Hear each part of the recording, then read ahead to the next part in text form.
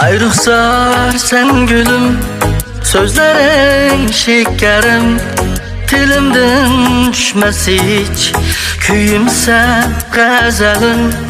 Kalbimnin koyaşı, hoşvorak sen gülüm, sen bilen şad buram, ötmekte günlerim.